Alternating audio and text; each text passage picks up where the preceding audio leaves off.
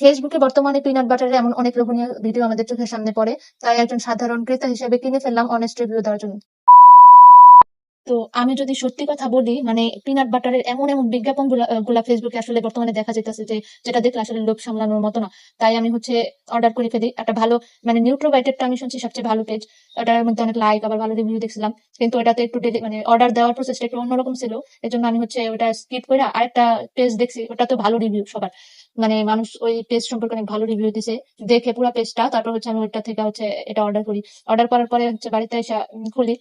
মানে আমি এতটা এক্সাইটেড ছিলাম, না জানি কত ভালো হবে। দেখেন, বিশেষ করেন এগুলা সম্পূর্ণ ফেক, মানে 5টা ফ্লেভার আপনাকে যে দেখাইছে, আমি প্রত্যেকটা টেস্ট করছি, প্রত্যেকটা ফ্লেভার আলাদা হওয়ার কথা। মানে ডার্ক চকলেটের ফ্লেভার ডার্ক চকলেটের মতো হওয়ার কথা, মিল্ক চকলেটের ফ্লেভার মিল্ক চকলেটের মতো হওয়ার কথা, কোকোনাটের ফ্লেভার ওইটার মতো হওয়ার কথা। বাট আমি যখন প্রত্যেকটা একটু টেস্ট করতেছিলাম, আমার মনে হইতেছিল যেন আমি একটা জিনিস বারবার টেস্ট করতেছি। আমি নিজেও ভেবাচাকা খেয়ে গেছি যে এটা কিভাবে সম্ভব, একই ফ্লেভার বারবার কিভাবে আসতেছে।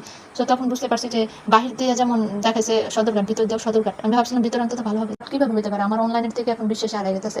তারপরে দেখা যাবে হয়তো কিছুদিন পরে আবার ফেসবুকে স্ক্রল করবো, কিছু একটা ভালো লাগতেছে, আবার অর্ডার করবো। রিভিউ দেখে যে কিনবেন তারও কোনো গ্যারান্টি নেই, কারণ ফেক রিভিউর সরাসরি। আর আমার অ্যাডভাইস একটাই থাকবে, এই সকল ভাইরাল জিনিসের পেছনে ছুটাছুটি করলে নিজের টাকা নষ্ট হবে, তাই এগুলো থেকে দূরে থাকেন।